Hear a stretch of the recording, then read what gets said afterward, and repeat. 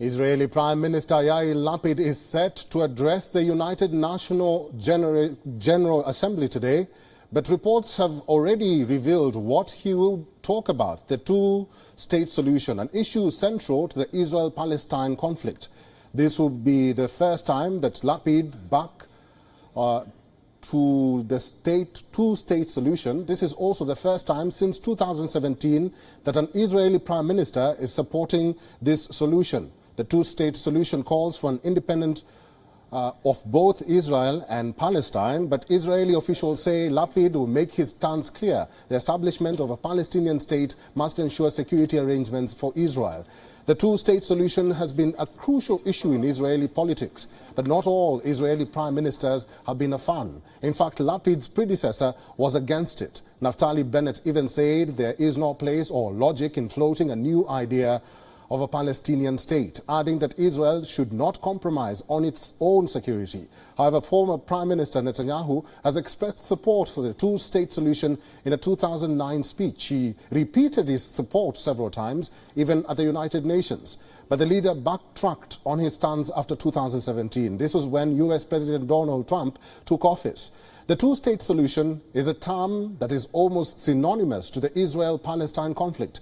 What does it mean? Separate states for both Israel and Palestine, a Jewish state for Israel, and an Arab one for Palestine. The conflict began in the 1900s. Social conflict in Europe forced Jews to flee to the region between 1896 and 1948. Hundreds of thousands of Jews resettled from Europe. They arrived in what was then British-controlled Palestine. The Jews wanted to establish a separate state here.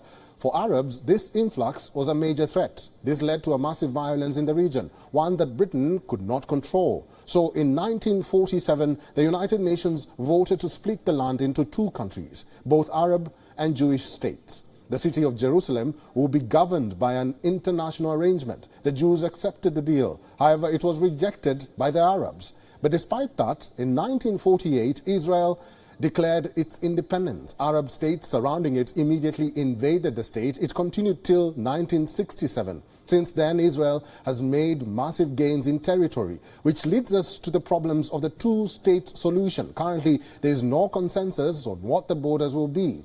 Will it be the one proposed in 1947 or the post-1967 one?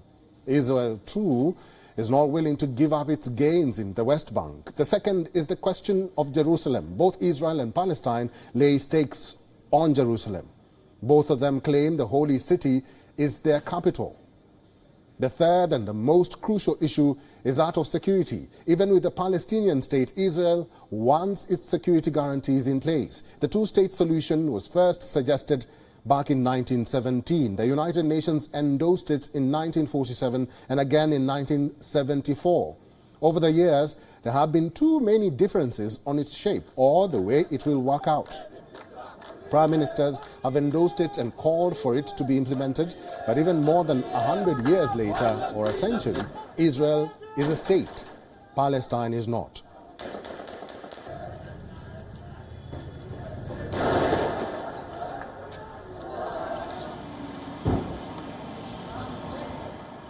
WION is now available in your country. Download the app now and get all the news on the move.